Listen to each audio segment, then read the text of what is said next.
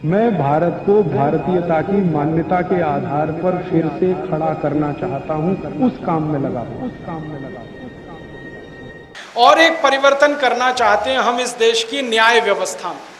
हमारे यहाँ अंग्रेजों के कानून चल रहे हैं, IPC, Indian penal code, CrPC, criminal procedure code, CPC, civil procedure code, ये सब अंग्रेजों के हैं।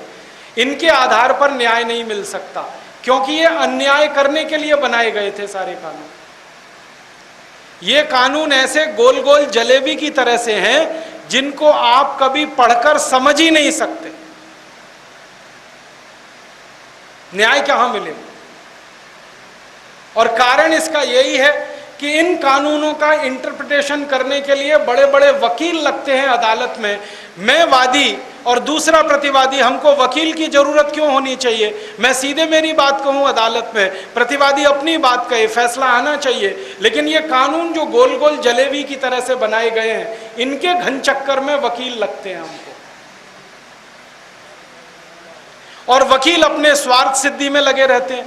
वकीलों को कभी ये दिल में ही नहीं आता कि मुकदमे का फैसला जल्दी हो जाए। वो कहते हैं तारीख पर तारीख, तारीख पर तारीख पड़ती जाए, हमारी जेब गर्म होती जाए।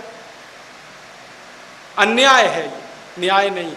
और सबसे बड़ा अन्याय ये है कि मुकदमे का फैसला 20-20 साल नहीं आता, 25-25 साल नहीं आता, 30-30 साल नहीं आता। वादी मर जाता है, प्रतिवादी मर जाता है, मुकदमा चलता ही रहता है, चलता ही रहता है। हमारे देश की अदालतों में 3.5 करोड़ मुकदमे इस समय चल रहे हैं। एक वादी एक प्रतिवादी तो 7 करोड़ हिंदुस्तानी चप्पलें रगड़ रहे हैं न्याय के लिए, लेकिन फैसले नहीं आ रहे। हमारे एक चीफ जस्टिस हुए इस देश में, उन्होंने एक दिन कहा कि ये 3.5 करोड़ मुकदमों को अंग्रेजी न्याय व्यवस्था से, आईपीसी, सीआरपीसी से अगर हम हल करेंगे तो 300 साल में ये मुकदमे फैसले दे पाएंगे। अब 300 साल तक कौन इंतजार करेगा, वादी की प्रतिवादी? हमें ये नहीं चाहिए न्याय व्यवस्था। हमको ऐसी न्याय व्यवस्था चाहिए जो अंग्रेजों के पहले इस देश में थी।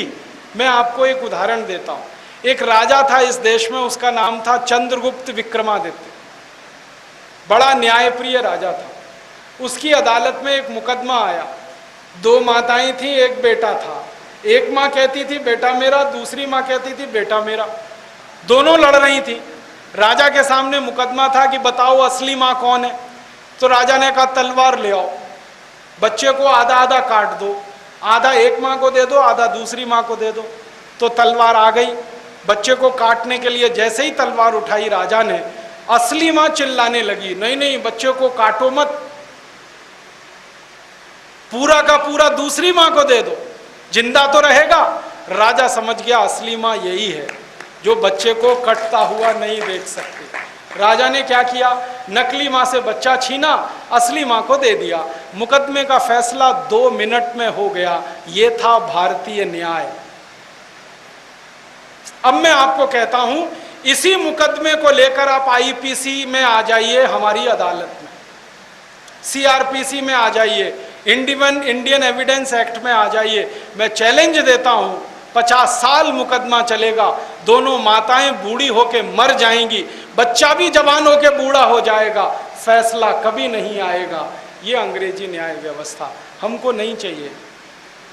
हमें भारतीय न्याय व्यवस्था चाहिए, और उसके लिए नए कानून, और वो नए कानून बनाने का काम हम इस देश के बुद्धिमान लोगों से करवाएं और उनको लागू कराएं, वो हम चाहते हैं।